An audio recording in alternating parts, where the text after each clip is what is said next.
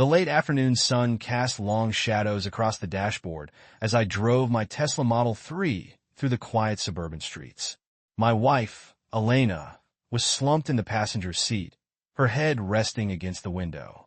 The anesthesia from her wisdom tooth extraction was still wearing off, leaving her in a hazy state between sleep and wakefulness. "What time is it?" she mumbled through the gauze packed in her cheeks. "Almost 5, I answered, keeping my voice gentle. "We'll be home in about 10 minutes. How are you feeling?" She adjusted the ice pack against her jaw. "My head feels stuffed with cotton balls. Everything's floaty." "That's normal," I reassured her. "The doctor said the anesthesia will take a few hours to wear off completely." She turned towards me, her eyes glassy and unfocused. "You always have everything figured out, don't you?" Perfect Daniel with his perfect plans. Something in her tone made me uneasy. "What do you mean by that?" I asked. "It's almost funny," she continued, her words becoming clearer despite the gauze. "You think you have everything under control, but you're such a fool. I've been cheating on you right under your nose, and you haven't even noticed." Her words hit me like a punch to the gut. My hands jerked on the steering wheel, and the car swerved into the next lane. A horn blared as an SUV sped past us. I managed to regain control of the car, my heart pounding in my chest. "What did you just say?" I asked, my voice trembling. But Elena had already slumped back against the window, her breathing deep and regular. Her confession, if that's what it was, seemed to have exhausted her. Forced myself to focus on driving, but my mind was racing. People said crazy things under anesthesia. This had to be something like that, right? But the words had carried too much weight, too much bitterness, to be just random rambling. The way she'd said it, right under your nose, rang with a clarity that cut through the anesthetic haze. As I pulled into our driveway, a sense of dread washed over me.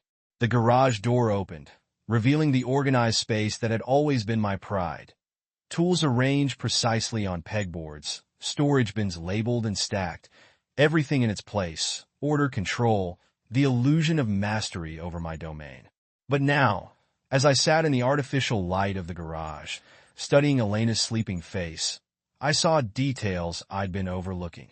The subtle makeup she'd insisted on applying even for a dental procedure, the expensive highlights in her hair, the new perfume she'd started wearing. Helping her out of the car and up the stairs felt surreal. Each step was a reminder of the intimacy we shared, while my mind screamed with questions. Our bedroom, with its perfectly made bed and artfully arranged pillows, felt like a stage set, artificial in its carefully curated appearance. "I need to use the bathroom," Elena mumbled as I helped her sit on the bed. I watched her make her way to the en-suite bathroom, her steps uncertain but determined. The door closed with a soft click that felt oddly final. Alone in the bedroom, my eyes were drawn to her purse sitting on the dresser. The expensive leather bag had been a self-gift last month, another change I'd accepted without question.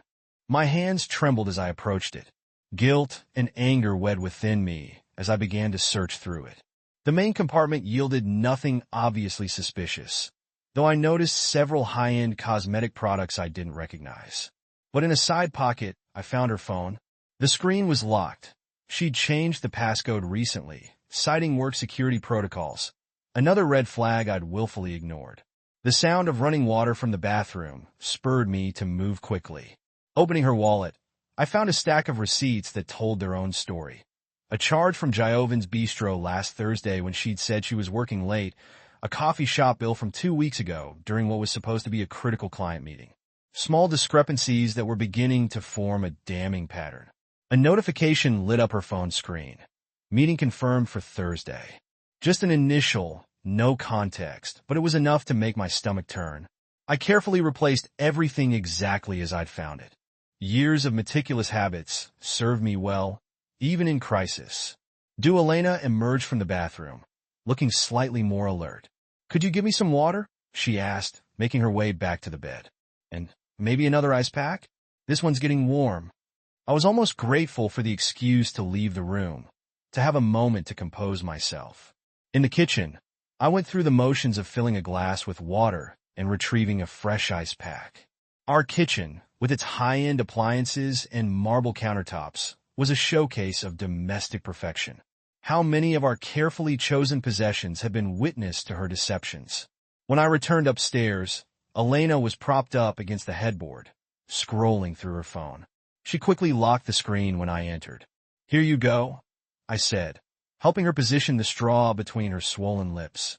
"Thanks," she managed a few swallows before settling back. "You're always so good at taking care of me." The words felt like acid in my ears. "That's what husbands are for, right?" She closed her eyes. "I think I need to sleep for a while." "Good idea," I said. "Doctor's orders." Once she was settled, I retreated to my home office. The space, with its dark wood furniture and diplomas on the walls, had always been my sanctuary. Now, it felt like a command center for an investigation I never wanted to conduct. Opening my laptop, I bypassed my usual work emails and began scanning our shared calendar. Patterns emerged that I'd been too trusting, too blind to see before. The client meetings that always seemed to fall on Thursday evenings, the professional development workshops that required overnight stays, the girls' nights that had become more frequent. My phone buzzed with a text from Elena's sister, Lisa. "How did the procedure go? Is she doing okay?" I stared at the message, wondering if Lisa was part of the deception. The sisters were close. Did she know? Was she covering for Elena? How many people had been watching me play the role of the trusting husband, laughing at my willful blindness? "Procedure went fine," I typed back. "She's resting now." "You're such a good husband," came Lisa's reply. "She's lucky to have you." I set the phone face down on my desk, unable to stomach any more irony. Hours passed as I sat there, reconstructing our recent history through this new lens. The late-night work calls Elena took in the backyard, the mysterious gym sessions that never seemed to result in any visible changes, the new passwords on everything. The sound of movement from our bedroom drew my attention. Checking my watch, I realized it was past 8. I'd been sitting there for hours, building a mental case file of suspicions and circumstantial evidence. Elena was attempting to sit up, more coherent than before, but still moving gingerly. "What time is it?" she asked, wincing as she touched her swollen cheek. "Just after 8, I answered, helping her adjust the pillows. "How's the pain?" "Not great, but not terrible," she replied, looking around slightly confused. "Have I been asleep this whole time?" "Pretty much. You were pretty out of it after the procedure," I said. She frowned slightly. "Did I say anything weird in the car, or anything?" "Everything's kind of fuzzy." I felt my heart rate spike, but kept my voice casual. "Nothing important, just typical anesthetic babbling." The relief that crossed her face was subtle, but unmistakable. "Good. I was worried I might have embarrassed myself," she said. "No more than usual," I replied, forcing a smile that felt like it might crack my face as I helped her drink some water. I studied her face. Did she remember what she'd said? Was there any trace of guilt in her expression? But the swelling made it hard to read her features, and the lingering effects of the anesthesia masked any telling reactions. "My phone," she said suddenly. "Where is it?" "In your purse, on the dresser." "Want me to get it?" I retrieved it, watching as she immediately checked her messages. Her thumb moved with practiced speed, dismissing notifications before I could see them. Another small detail that seemed more significant now. "Work stuff," she explained without being asked. "Never stops even when you're down for the count." "Anything important?" I probed, keeping my tone light. "Just the usual drama. Nothing that can't wait until I'm back on my feet." The lies flowed so naturally from her lips. How long had this been going on? How many casual deceptions had I accepted without question? "You should rest," I said, unable to keep watching this performance. "Doctor's orders." "You're right," she agreed, settling back against the pillows. "Thank you for taking such good care of me." The words twisted in my gut like a knife. I managed to nod before retreating from the room. Back in my office I opened a private browser window and began researching divorce attorneys in our area. I wasn't ready to make any moves yet. I needed proof, real, concrete proof, not just suspicions and circumstantial evidence. But I could start preparing. The night stretched on as I made notes, researched legal strategies, and began documenting everything I could remember that might be relevant. One thing became increasingly clear. Confronting Elena directly would be useless. She would deny, make me feel paranoid, maybe even turn it around on me somehow. No, if I wanted the truth and justice, I would need to be smarter than that. I would need to gather evidence, build an airtight case, and prepare for the worst while maintaining a perfect facade of normalcy. As midnight approached, I heard Elena's phone buzz in the bedroom, another late-night message from someone who clearly knew she might be awake. My jaw clenched, but I forced myself to stay in my chair, to resist the urge to storm in and demand answers. The wedding photo on my desk caught my eye. Our smiling faces, frozen in a moment of perceived perfection. 12 years of marriage built on what I'd thought was an unshakable foundation of trust and respect. Now, I wondered if any of it had been real. One thing was certain. I would never forgive this betrayal. The trust we'd built over 12 years of marriage had been shattered by a single drug-induced confession, and no amount of explanations or apologies could ever restore it. Looking at our wedding photo, I felt a cold determination settle over me. I would find out everything, document it all, and when the time was right, I would use that information to ensure that Elena lost everything she had tried to steal from me, my dignity, my trust, and our shared future. For now, though, I had to play the role of the caring, oblivious husband. It was a performance that would require all my self-control, but I was ready for it. After all, I wasn't the only one in this marriage who could keep secrets. In the quiet of my office, I began to plan. Each betrayal would be documented, each lie recorded, each piece of evidence carefully preserved. And when I finally revealed everything, there would be no room for denial, no possibility of reconciliation. The man who had driven his wife to her dental appointment that morning was gone, replaced by someone colder, more calculating, someone who would match Elena's deception with his own brand of calculated patience. Let her think she had fooled me. Let her believe her secret was safe. I would play the long game, gathering evidence while maintaining the facade of our perfect marriage. In the end, she would learn that some betrayals come with consequences that no amount of tears or apologies could erase. Morning sunlight filtered through the office blinds as I reviewed my notes from the previous night. 3 days had passed since Elena's dental procedure, and I'd spent each one meticulously documenting every suspicious pattern I could remember. My phone buzzed with a text from Marcus at work. Missing you at the Henderson meeting. Hope the wife's recovery is going smoothly. I typed back a carefully worded response, taking one more day to ensure everything's handled. I'll be back tomorrow. Setting my phone down, I pulled up my browser's private tab and clicked on the email I'd received from Sharon Chin, one of the city's top divorce attorneys. The consultation was scheduled for 2 p.m., while Elena would be at her physical therapy appointment. A knock on my office door made me quickly minimize the window. Come in. Elena entered, looking almost back to normal except for slight residual swelling. She was dressed carefully in a navy pencil skirt and cream blouse, an outfit I now realized cost more than she claimed. Hey, she said, hovering in the doorway. I'm heading out to PT. Are you sure you don't want to go to work? I can drive myself.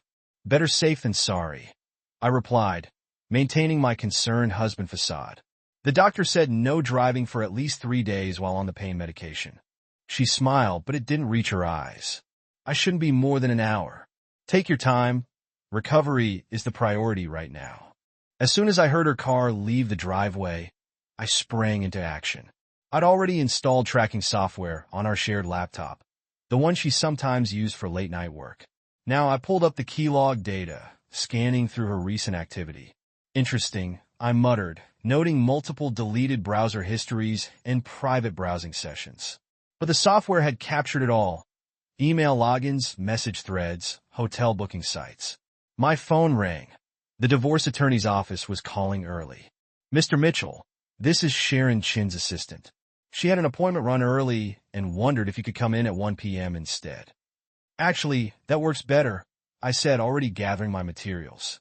I'll be there. The law office occupied the top floor of a downtown high-rise. Sharon Chin's corner office offered a commanding view of the city, appropriate for someone with a reputation for winning brutal divorce cases. So she said, reviewing the notes I'd brought. You believe your wife is having an affair? But you don't want to confront her yet? I need to be strategic, I explained. If I confront her now, she'll just deny everything and be more careful about hiding the evidence. Sharon nodded, approvingly. Smart. Most clients let emotions drive them to premature confrontation. What evidence do you have so far? I pulled out my folder, showing her suspicious text messages, inconsistent receipts, and unexplained expenses. But nothing concrete yet. Here's what you need, Sharon said, sliding a document across her desk.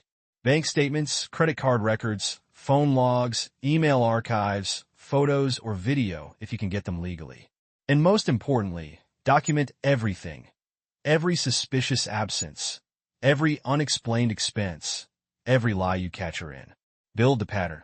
How long it takes depends on how careful she is, but based on what you've told me, she's getting sloppy. They usually do once they think they've gotten away with it long enough. Sharon outlined a debt strategy. By the time I left her office, I had a clear plan and a renewed sense of purpose. Due back home, I found Elena in the kitchen, preparing dinner. The domestic scene might have warmed me once. Now, it felt like watching an actress perform. How was PT? I asked, noting how she stiffened slightly at the question. Good, she replied, not meeting my eyes. Sarah says I'm making progress. How was your day? I continued. Productive. Got caught up on some work emails. That's good, she hesitated, then added. I was thinking of going back to the office tomorrow. I'm feeling much better already. You sure that's wise? I asked. I have that big project deadline coming up, she said. Can't put it off forever. I watched her lie so smoothly, wondering how many project deadlines have been covers from meeting her lover. Whatever you think is best, I said. You know your limits. That evening, while Elena showered, I executed the first phase of my financial strategy, a series of careful transfers, moving funds between accounts and amounts that wouldn't raise red flags. Then, I made a call to our investment advisor, Jack. It's Daniel Mitchell. I need to make some changes to our portfolio allocations. Yes, I have Elena's signed authorization from last quarter, I replied, holding the authorization she'd signed without reading, trusting me to handle our investments as I always had. Now, that trust would serve a different purpose. 2 weeks passed in a careful dance of deception. I maintained my routine while quietly building my case. Each day brought new evidence, new patterns that confirmed my suspicions. One Thursday evening, Elena was preparing to leave for another client meeting when I decided to test the waters. Which client is it tonight? I asked casually. The Henderson account, she replied, while applying her lipstick. You remember the troublesome one I mentioned last week? I nodded, knowing it was a lie. I'd already seen the text confirming her dinner plans. Want me to drive you? I can pick you up afterward. Make a date night of it. Oh, no need, she said quickly, too quickly. It'll probably run late. You know how these meetings go. I do now, I muttered under my breath as she left. Once her car pulled away, I opened my laptop and pulled up the tracking app I'd installed on her phone.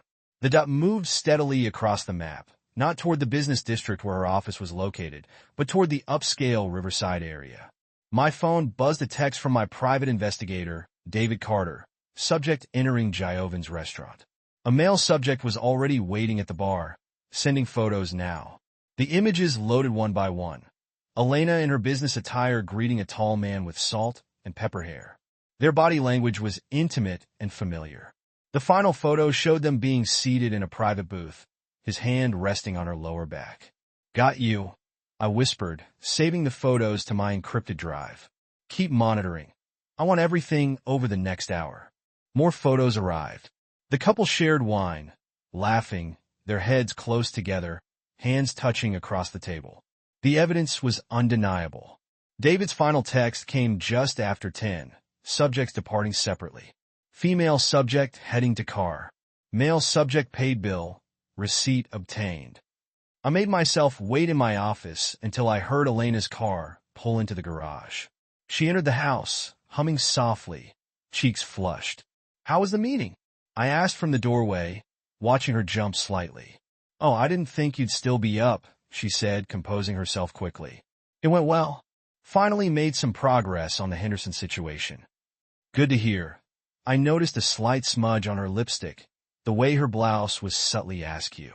You must be tired, a long day, exhausting. She agreed, heading upstairs. I think I'll take a shower and head to bed. Once the shower started running, I checked my email. David had sent the receipt from Giovan's. $287 for dinner and wine, paid by one Nathan Porter. A quick search revealed him as a partner at a rival firm. Well, I murmured, adding the information to my growing file. Nathan Porter, nice to finally have a name. The next morning, I executed the next phase of my plan.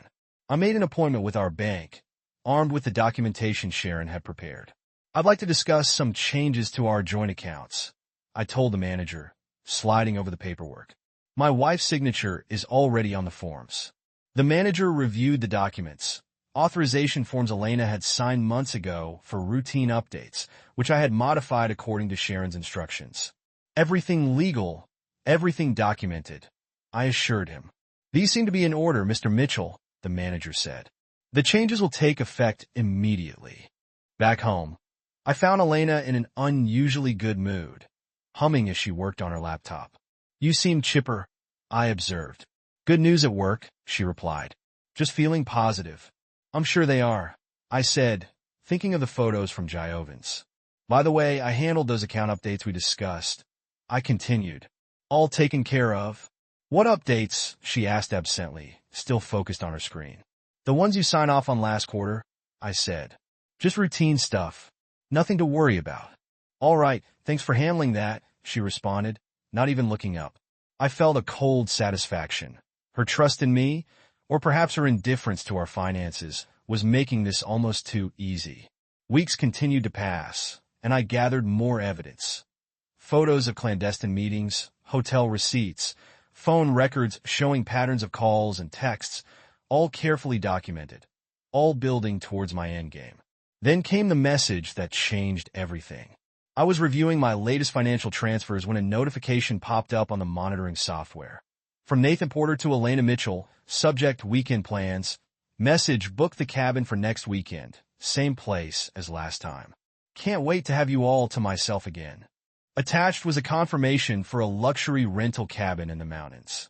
The same cabin I discovered after some digging that they'd used twice before under the guise of Elena's business retreats.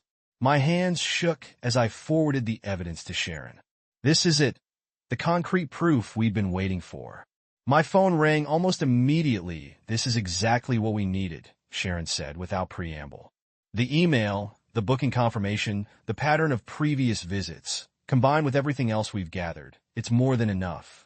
So we're ready almost. We'll have our investigator document everything. Then when she returns, we'll be ready to execute the full plan. I stared at the wedding photo still sitting on my desk. That evening, Elena was particularly affectionate, touching my arm as she passed, suggesting we watch a movie together. You've seemed distant lately, she said, curling up next to me on the couch. Is everything okay? I lied smoothly, just busy with work. You know how it gets. I miss you, she said, and for a moment, I almost believed her sincerity. Maybe we should plan a weekend away soon, she suggested. Interesting you should mention that, I said, keeping my voice neutral. I was thinking the same thing. Maybe next weekend. I felt her tense slightly. Next weekend won't work. I have that leadership retreat, remember? Right, the retreat. I forced a smile. Another time. Then, as we sat there in the dark, watching a movie neither of us was really seeing, I felt an almost savage satisfaction. Let her think she had fooled me. Let her go to her cabin with her lover. The evidence was mounting. The trap was set, and soon she would learn that some betrayals came with consequences that no amount of tears or apologies could erase. The next week passed in a blur of preparation. I finalized the financial arrangements, confirmed the surveillance details with David, and reviewed everything one last time with Sharon. Once we have the cabin documentation, Sharon said during our final meeting, we'll be ready to file. The financial preparations are complete. The evidence is overwhelming. She won't know what hit her. Perfect, I said, my voice cold. She wants to play games, fine, but she's about to learn that she's not the only one who can keep secrets. As I watched Elena pack for her retreat that Friday, chattering about leadership seminars, and team-building exercises, I felt nothing but cold determination. The trusting husband she betrayed was gone, replaced by someone who would match her deception with calculated precision. Let her have her weekend of passion, I thought. Let her think she's gotten away with it all. Monday would bring a very different reality, one where all her carefully constructed lies would come crashing down around her. Have a good trip, I said as she left, her overnight bag packed with lingerie I knew wasn't meant for me. I'm sure it will be enlightening. Thanks for being so understanding, she said, kissing my cheek. You're the best. I watched her drive away, then went to my office to make the final call to David. She's on her way, I said. Don't lose them. The pieces were in place. The evidence was secured.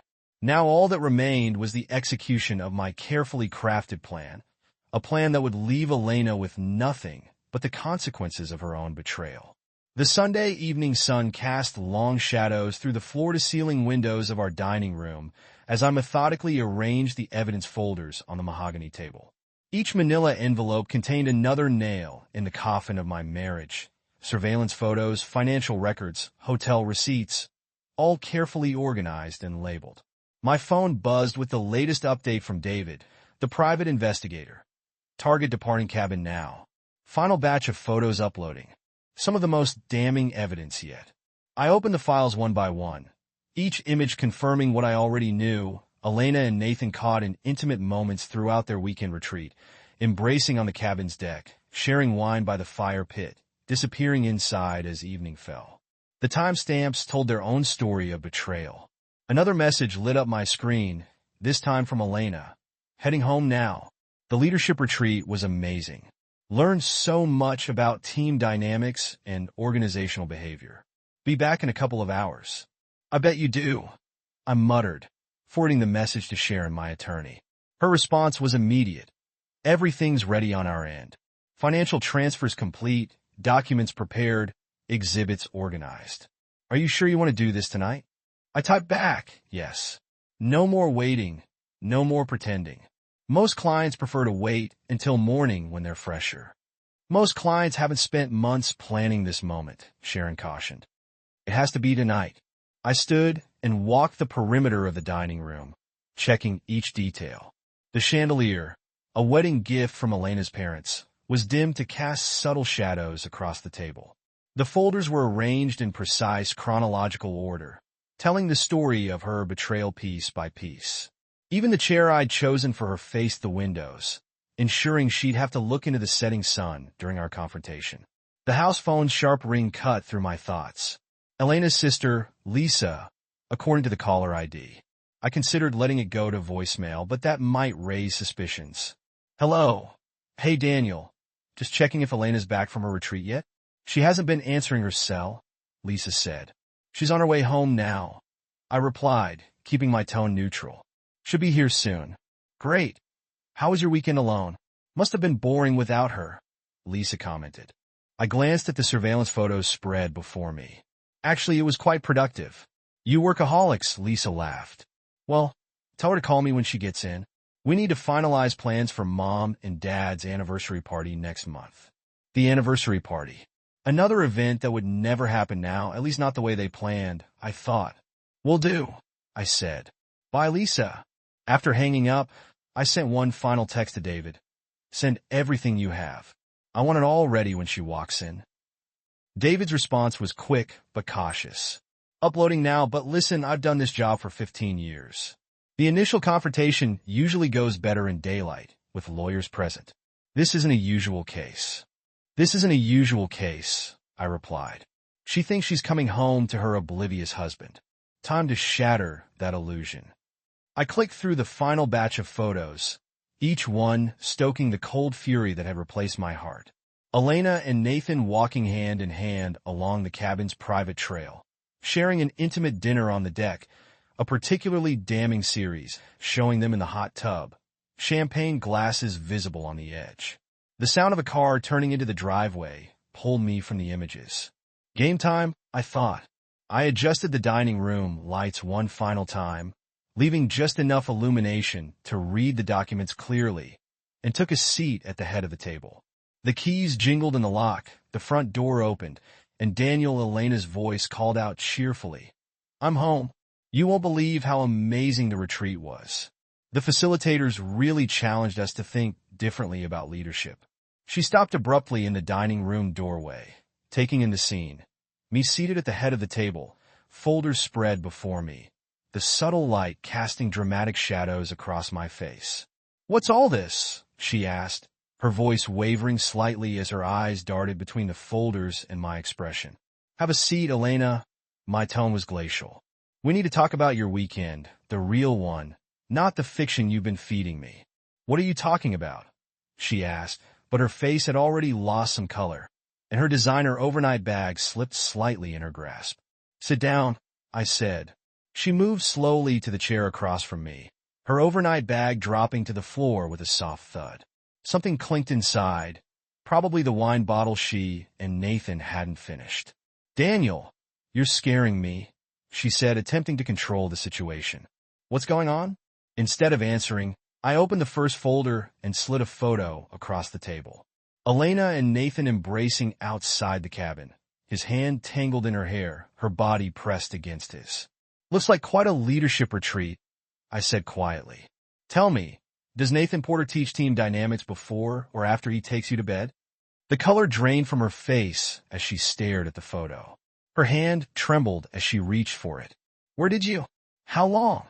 How long have you been sleeping with him?" My voice cut through her stammering. 6 months, a year. I slid another photo across the table, an earlier meeting at Jaiovan's restaurant. "Or has it been going on longer? Don't bother lying. I have everything documented." "You had me followed." Anger crept into her voice, replacing the shock. "You invaded my privacy like that." I barked out a harsh laugh. "Privacy? You want to talk about privacy?" I pulled out a stack of receipts. "Let's discuss the hotel rooms you charged to our joint account, the Westin, the Four Seasons, that boutique place downtown. You weren't even trying to hide it anymore, were you? Those were business trips."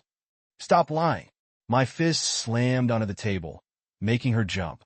"I have photos from every single one of those business trips. You and Nathan checking in, having dinners, sneaking around like teenagers. Did you think I was completely blind?" Shock was giving way to defiance. "Fine, you want the truth?" "Yes, I'm seeing Nathan because he actually sees me, actually listens to me." "When was the last time you did that?" "Don't you dare." My voice was deadly quiet. "Don't try to blame me for your choices. I gave you everything, this house, your car, those designer clothes you love so much. I supported your career. I trusted you completely, never questioned your late meetings or work trips. I spread my hands, and this is how you repaid that trust.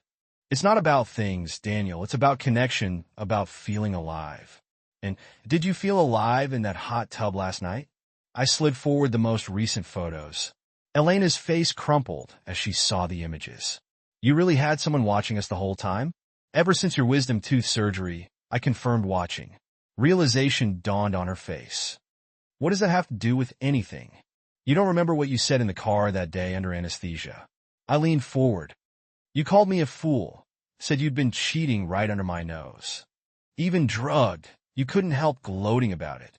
I said that it was quite the wake-up call. I began laying out more photos. After that, I started paying attention, really paying attention.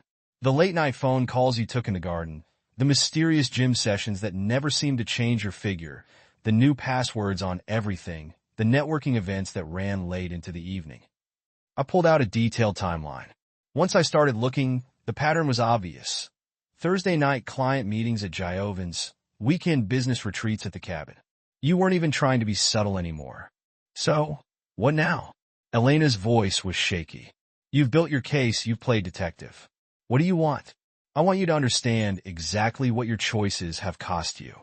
I pulled out a thick legal document and slid it across the table. Elena's eyes widened as she read the heading. "Divorce papers." "You can't be serious." "Dead serious." "But that's just the beginning." I pulled out more documents. "You see, I've been very busy these past few months. Every asset we own has been documented, every account tracked, every penny accounted for." Elena grabbed the papers, scanning them frantically. Her face paled further. "What did you do?" "I protected what's mine, the house, the investments, the savings. Everything has been legally secured." My smile was cold. Your signature is on all the necessary documents. My signature? I never signed. Remember all those routine paperwork items you were too busy to read? The ones you trusted me to handle. I watched realization hit her. You really should have paid more attention. Tears began to roll down Elena's cheeks. Daniel, please. We can work this out. It's over with Nathan. We can get counseling, rebuild our trust, save the marriage. I cut her off.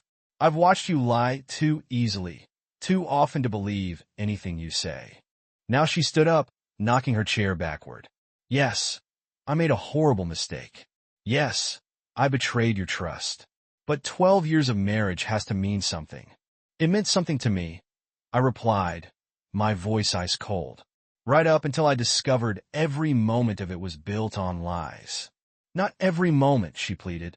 What about our trips to the coast, the holidays with family, the life we built together? You mean the life you were sneaking around with Nathan Porter while I played the role of devoted husband? I pulled out more photos. Here's you with him at that cafe downtown, the same day you told me you were having lunch with Lisa. Here's you checking into the Westin when you were supposedly at a conference. I laid out the evidence methodically. Hotel receipts, restaurant bills, text messages, every lie documented, every betrayal recorded. I'll fight this, Elena declared, wiping her tears angrily. I'll get my own lawyer. You can't just erase 12 years. Go ahead. I remained seated calm. Every photo, every receipt, every piece of evidence is documented and filed. The affair, the lies, the misuse of joint funds, it's all here. I patted the folders. Sharon Chin is very thorough. Sharon Chin, Elena's voice cracked. You went to her. She's the most aggressive divorce attorney in the state, and worth every penny. I began gathering the folders. The papers need to be signed within 48 hours. Sharon will contact whatever lawyer you choose with the details. And if I refuse, then everything becomes a public record. My eyes met hers coldly. Every photo, every sordid detail gets aired in court. I wonder how that would affect your career, your family relationships, your precious Nathan. Elena sank back in her chair, her face ashen. You've really thought of everything, haven't you? I learned from the best. You taught me how to keep secrets, how to plan behind someone's back. I just took better notes. What happens now? I'll be staying at the Four Seasons until this is finalized. You can remain here temporarily, but the house will be sold as part of the settlement. She looked around frantically. But this is our home. This was our home before you turned it into just another place to lie to me. I moved toward the door. My lawyer will handle all communication from here on out. Wait, she rushed after me. You can't just walk away like this. We need to talk about this properly. We're done talking, I replied, turning to face her one last time. You had 12 years to talk, to be honest, to value what we had. Instead, you chose hotel rooms with Nathan Porter. She whispered, I never meant for any of this to happen, but it did happen, and now you get to live with the consequences. I picked up my pre-packed suitcase from the hallway. Goodbye, Elena. Daniel, please. Her voice broke. I love you. I paused at the door, hand on the knob. No, you love the convenience of me, the stability, the lifestyle, but you didn't love me enough to be faithful, to be honest. I opened the door. That's the difference between us. As I walked to my car, I heard her collapse in sobs behind me. Once, that sound would have torn at my heart, made me rush back to comfort her. Now it meant nothing. My phone buzzed. Sharon checking in? Everything going according to plan?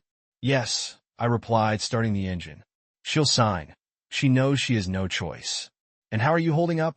I looked at the house, our house, one last time. The warm lights in the windows that had once meant home now seemed like nothing more than stage lighting for Elena's performance. I'm fine, I answered. Some things can't be forgiven. Some betrayals don't deserve second chances.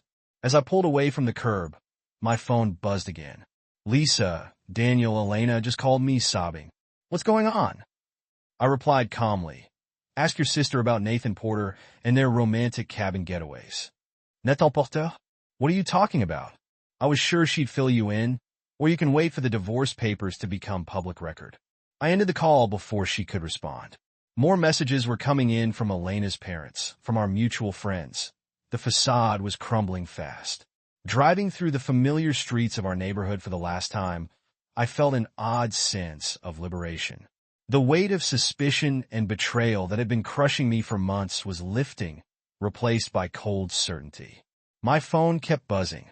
Elena now pleading, "Please come back, we can talk about this. I'll tell you everything. It's over with Nathan, I promise. Just give me another chance." Each message strengthened my resolve. I pulled into the Four Seasons parking lot, where the valet was already expecting me. Sharon had arranged everything, ensuring my transition would be seamless. "Welcome, Mr. Mitchell," the front desk manager greeted me. "We have your suite ready. Would you like assistance with your bags?" "No need." I lifted my single suitcase. I've learned to travel light. The suite was on the top floor, offering a panoramic view of the city. I stood at the window, watching the sunset paint the sky in shades of red and gold. My phone had finally stopped buzzing. A text from Sharon appeared. "Just heard from James Parker. He'll be representing Elena. Good attorney, but no match for what we prepared. Meeting set for Tuesday." "Perfect," I replied. "No negotiations on the terms, understood. Get some rest, Daniel. You've done the hard part." But 12 years of memories didn't disappear with a single confrontation. They would linger like ghosts in every familiar place, every shared ritual. My watch, Elena's anniversary gift from last year, felt heavy on my wrist.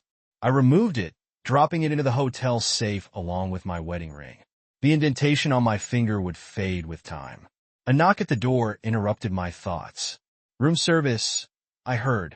I hadn't ordered anything, but the waiter explained, compliments of Miss Chin, wheeling in a cart with a bottle of scotch and a full dinner. She said, "You might forget to eat." Sharon was right, as usual.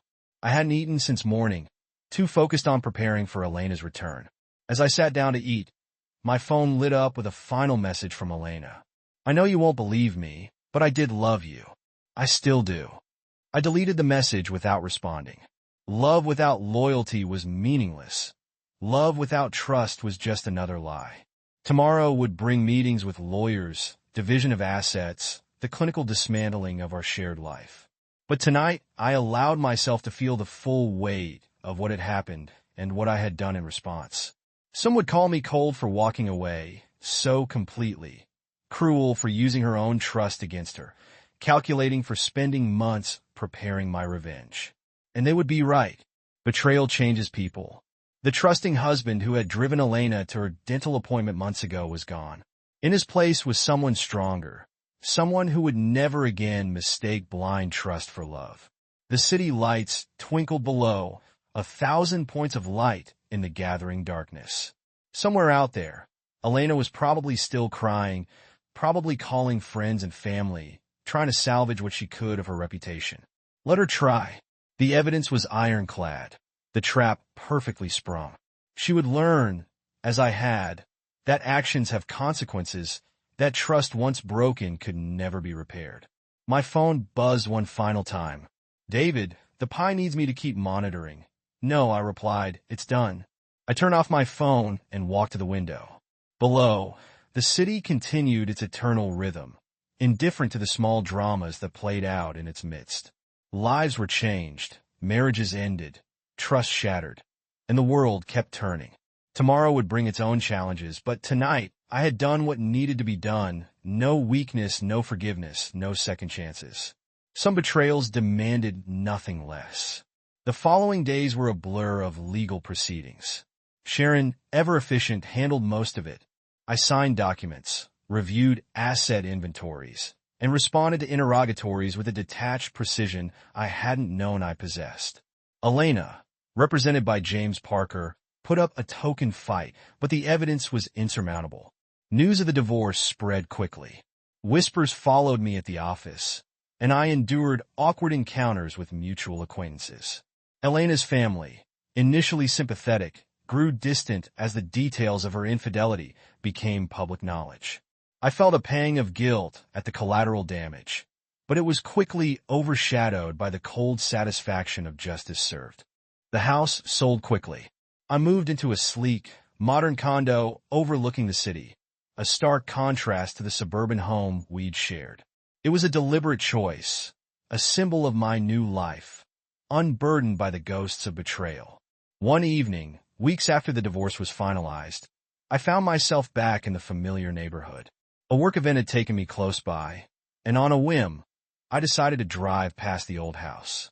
It looked different somehow, smaller perhaps, or maybe it was just the absence of Elena's touch that made it seem unfamiliar. A young couple was unloading a moving van, their laughter echoing in the twilight. New beginnings. I thought, a flicker of something akin to hope stirring within me. I started dating again, cautiously at first. The women I met were intrigued by my story, drawn to the aura of the wronged husband. I was careful not to reveal too much, wary of becoming someone's redemption project. But slowly, I began to trust again, to open myself to the possibility of a future built on honesty and respect.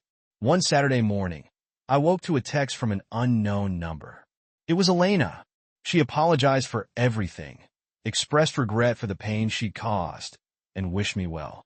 I read the message several times, surprised by the lack of anger or resentment. Perhaps, after all this time, she had found a measure of peace. I deleted the message without replying. Some wounds, no matter how deeply buried, leave scars that never fully heal. Life moved on.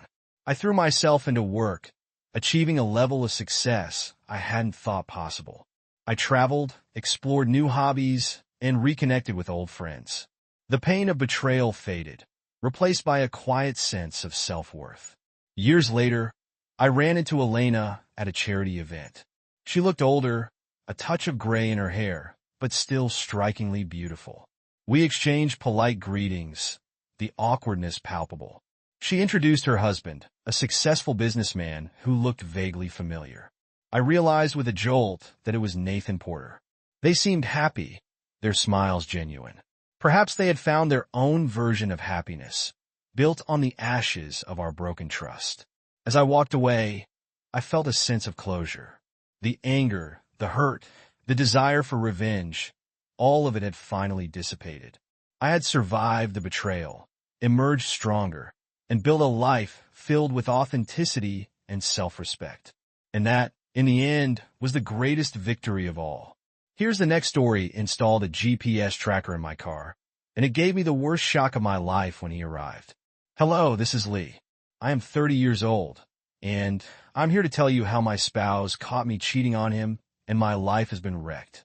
I'm going right to the point, people, because I know that even if I try to explain it gently, I'll be judged. And you have every right to judge me, because what I've done is dreadful. I've been married to Jack for 4 years. I knew him from my prior job. We were colleagues and friends. He felt like my best friend. I would chat to him about everything, and he would always be supportive and there for me. When we got together, I felt very fortunate and grateful to have him in my life. We worked together for 2 years before I left to work at my current employer. I work as a corporate lawyer, and he is a financial analyst. He is still working for the company I changed because I thought it was better, and according to corporate rules, we could not work for the same firm. We decided to get married. His proposal was something I will never forget. He made it look like we were in a movie, which was incredible.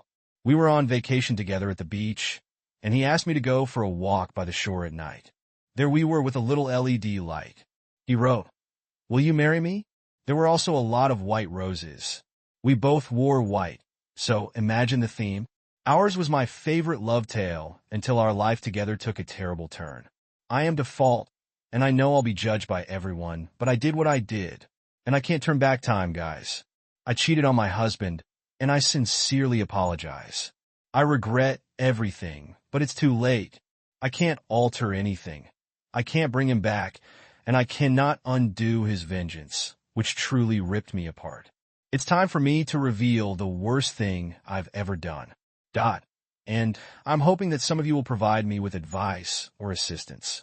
While my spouse and I were both going through challenging periods in our professions, I found solace in someone else's embrace. During this period, I moved employment, and it was difficult for me to adjust to this new environment and work. Everything was new. My spouse was trying for a promotion and had no time for us. Of course, we were together at home, but that wasn't sufficient. When I moved jobs, not everything was negative.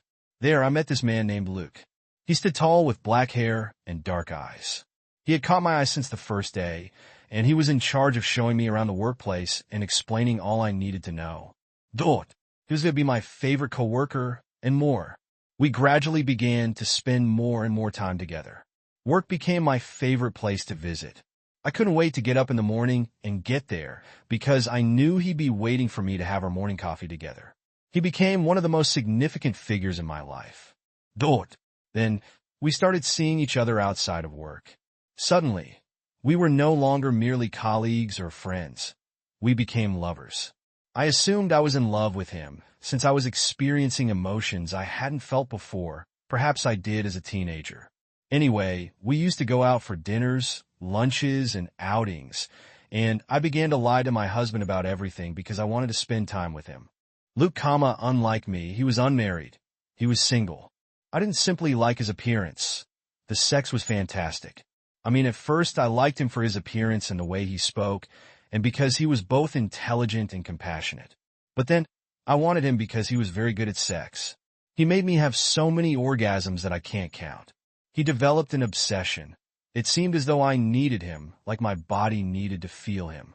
So yes, we started having sex every day. Could you imagine? We even tried it at work once. We couldn't resist, even though it was quite dangerous. We could both get fired. But that did not deter us. We had sex on the table in my office, just as many of you may imagine, and the excitement was pumping. It may appear cliché, or I'm not sure how, but I really enjoyed it. I suppose we both did. It may perhaps be the danger that made it so fascinating. However, he lived alone in his apartment, so we generally met there. We would spend hours close together, making love and enjoying one another's presence. During those days, I forgot about my husband completely. I had to lie to my dad every time I went to Luke's house or went out with him. But it was as if I had my eyes closed and did not care what he thought. I didn't care whether I was hurting him or not. I didn't care if he found out about my affair. I was acting so carelessly. It was as if I wanted him to learn about us. I wanted him to know everything and simply let me be with Luke. I was going out every day or night and returning home late until my spouse exploded. I arrived home late one night and told him I was going out with my friends to celebrate one of their birthdays. When I arrived home, I found him pacing around the house. And as soon as I entered, he began shouting at me. He informed me where he had been until midnight. Have you forgotten you were married? I wasn't sure what to do, so I approached him and told him sorry. I didn't notice the time, and then I began kissing him. After a while, we made love again. Guys, I can't say it was horrible, but I did it while thinking of Luke. When it was over, I became really terrified. Why was I doing this? Having sex with my husband while thinking about my affair? I was feeling sad, but I couldn't give up on Luke. The next day, my spouse was charming and kind, as if nothing had happened.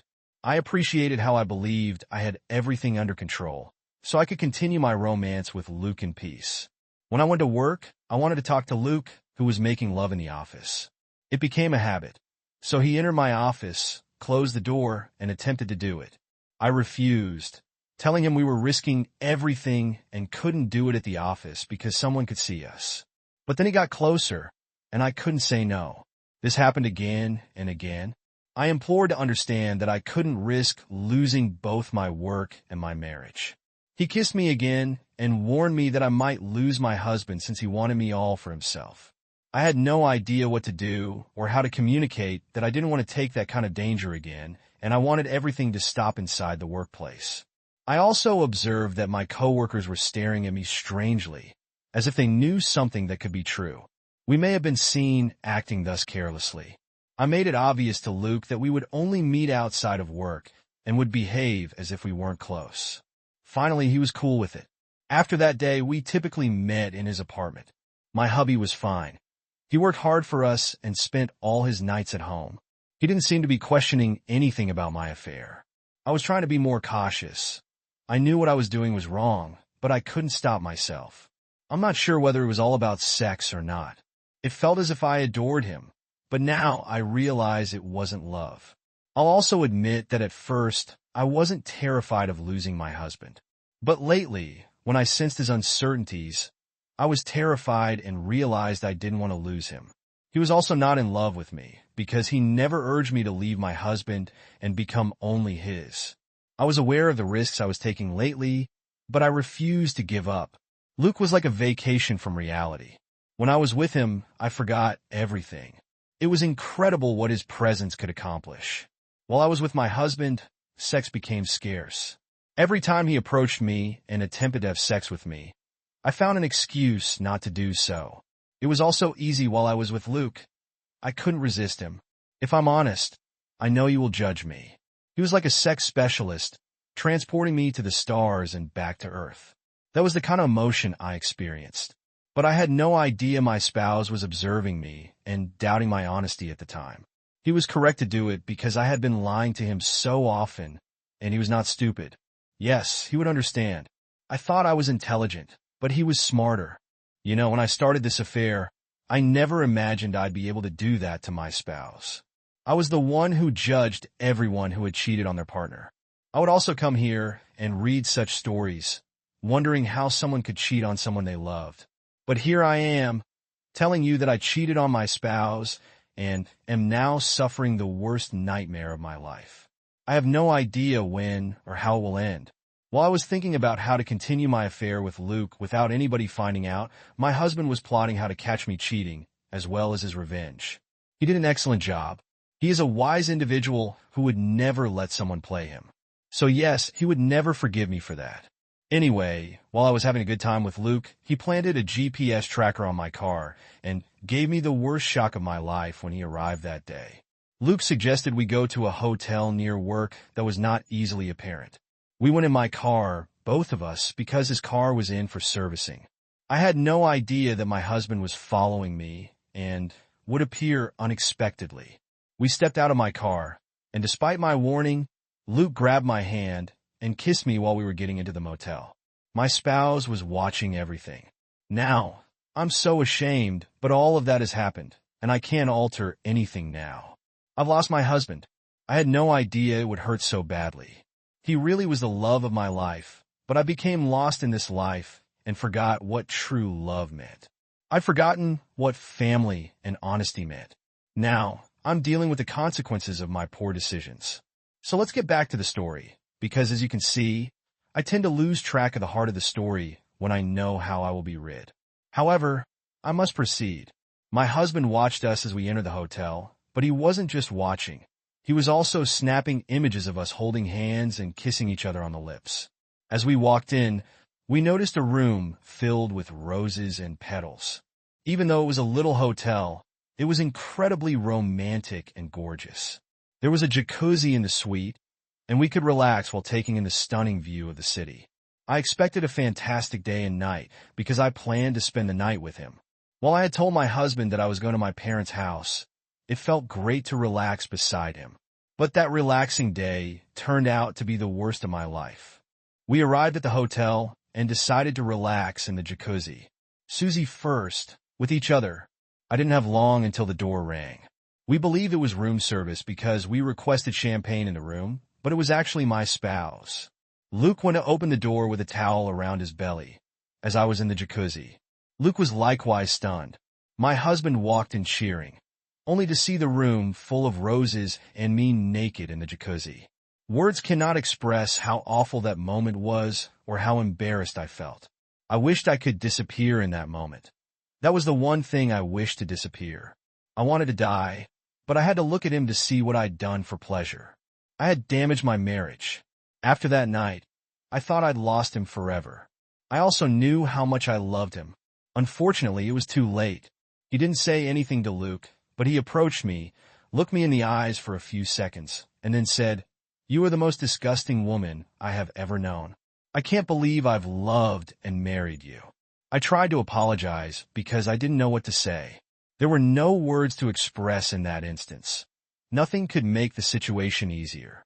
He informed me he didn't want to see me again.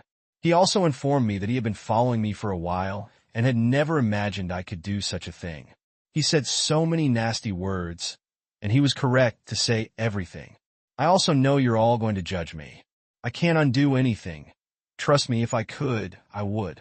My husband told me that he was going to grab my clothes out of the house and send them to my parents' place because he was disgusted with me and everything I owned when we were discussing. Tears flowed from my eyes. I could only hear him because I didn't have anything to say. He was right to say whatever he wanted. I'd let him down. I'd hurt him, but I didn't expect him to do what he did to me. After that day, of course, he would urge me to leave our flat because it was his home. He bought it, and I was supposed to go, but taking pictures of Luke and me holding hands as we got out of the car, and him giving me a peck on the cheek, and using them to ruin my life, I never imagined he could accomplish that. Anyway, I don't criticize him because he was injured and wanted to exact his revenge. So, I won't say that he ruined my life. I ruined my own life by finding someone else and having an affair. If you had asked me before, I would have described folks who cheat on their relationship with contempt and loathing. But look at me now, in my position as the cheater. At the time, I hated myself the most. He said all of that and then left Luke's place. After that, I was stunned and didn't know what to do. Luke was similarly affected. I sat there crying, unable to stop. Then Luke approached me, and you will not believe what he has told me. While kissing me, he added, "Don't cry, beautiful, a little sex will perk you up." He was grosser than I was. How could he say that? I was going through the most painful time in my life, and he wanted to comfort me by having sex. I said to him, "Are you serious right now? Can't you see how I'm doing?" His response shocked me even more. He lacked feelings, particularly human feelings. Do what? Why are you surprised? Didn't we come here to have? Don't you like it anymore? Oh God. He was serious, and I can't tell you how disgusted I felt from him. I told him he was the biggest mistake of my life, and weeping, I got dressed, grabbed my suitcase, and left his residence. I couldn't believe myself. What did I do? He only wanted me for sex. Well, I won't say I didn't enjoy having sex with him, but I also believed I was feeling something, and he was feeling the same. Do you recall when he told you this? He once said that he wanted me all to himself. Well, that was a lie. I wanted to have sex with myself, and he absolutely adored that about me. How could I accomplish that? Cheat on my husband by believing in a stranger I'd just met? And who had I become? All of those questions raced through my thoughts, and I couldn't stop crying. People looked at me as if I were a zombie. I was walking while crying, but where should I go? I had nowhere to go. My family consisted of solely my husband and I thought I could go to my parents' house. They had no idea what I had done, therefore, I couldn't stop taking my time thinking about a solution or locating an apartment. I knew my husband would never forgive me, so I had to tell my parents the truth and figure out how to move on. But things weren't so simple. I still loved him, and my parents would make my life miserable because of what I had done to my husband. I also used to work with Luke. How could I still look him in the eyes? How could I continue to work with him? I couldn't, but I needed to. I had no other option. I went to my parents' house and found them talking, and my mother was crying. My suitcase was standing in the center of the room. My spouse had already brought them. But what did he bring along with them? He snapped images of me and Luke without my knowledge, which explains why my mother was crying. My father screamed at me straight away, telling me that they did not raise me that way. Instead, my mother inquired, "What did your husband do? Had he hurt you in any way?" When I did that, I apologized and said that it was a moment of weakness. Things grew colder between me and my husband, and I cheated on him, which was my biggest mistake in life. I apologized to them and told them the truth. They did not raise me that way, I said. I committed a mistake, and it would take me years to forgive myself. Then I asked them if I may spend some time with them. They answered yes. I was their daughter, and they would not let me drive. I went to my old room, closed the door, and cried till I fell asleep. The nightmare did not end. The next day, I went to work, frightened of seeing Luke again. I did not want to see him again. My spouse then sent images of me and Luke kissing and holding hands in an anonymous letter, which surprised me. One of the company's policies prohibited us from developing romantic relationships with our coworkers. No romantic ties were permitted. So you can all guess, I and Luke were dismissed for disobeying the rules. My husband understood exactly how things would go, and he knew I needed that job, but he got his retribution. Good on him. Perhaps he was feeling better now, relieved, but my life had been wrecked. It wasn't just about the work. Everyone had seen those images, and I felt humiliated. I continued hating myself. I couldn't look any of my coworkers in the eyes because of the guilt I was experiencing. I couldn't even look into the mirror. I felt disgusted with myself. When we walked out, Luke approached me to talk, but I told him before he said anything. Not a single word. I do not want to hear you. I went home, told my mother what had happened, and sobbing in her arms, I was lost. I did this to myself. This is the narrative about how I lost myself. Dogu, I hope you will not only condemn me, but also provide me with advice or assistance in moving forward and forgiving myself. Because I'm now living a nightmare. Thank you so much to everyone who read my tale. Linda. Update. Hello folks, it's Linda again. I'm back since I saw how interested you were in my life narrative. I quote, I'll admit that many of you assessed me harshly, just as I expected. However, some people advise me not to be too hard on myself because life happens and we get lost along the road. Well, it's not easy for me after what I've done. I don't have anything to share with you. My life is simply carrying on. I have not found a job yet, and I am still looking. It is not easy, and I am not confident about it. Also, I'm still living with my folks. Life with them is not easy, no matter how much I adore them, but I'm quite grateful for them. You've been asking if I've talked to Luke or my ex-husband lately. Doi quote, I've only seen my spouse in court because of the divorce procedure, and I'm going to tell you how he humiliated me even more. He exploited the photos to make the divorce procedure easier and faster. I don't think it was right because I was going to get divorced regardless. He simply wanted to embarrass me in front of everyone, and he did it. I don't think it was appropriate, but perhaps I deserved it. I haven't seen or heard from Luke, and I don't want to. My life is still a nightmare that I'm attempting to escape.